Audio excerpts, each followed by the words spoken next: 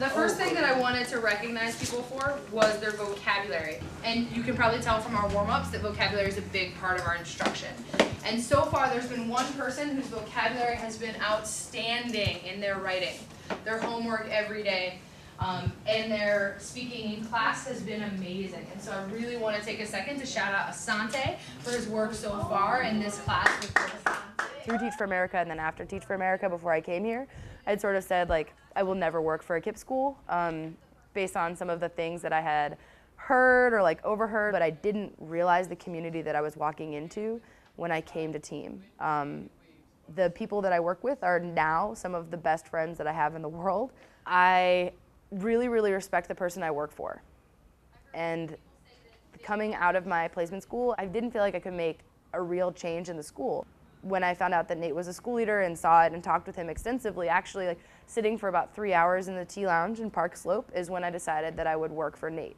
So when you answer this question, how does detail and diction relate to tone, make sure you give me an example and use however much of this space you need to.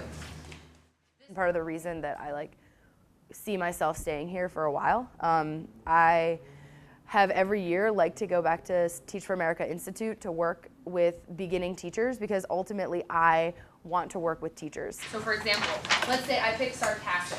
I want to write something that is sarcastic in tone. Maybe I'll pick annoyed.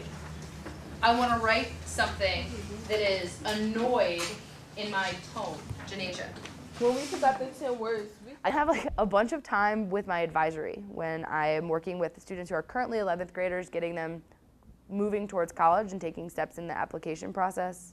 They need to have time to do stuff during the day. So that's things like study hall. They have an hour of completely silent work time in school to get their homework done so that when they leave, they can access other opportunities outside of school.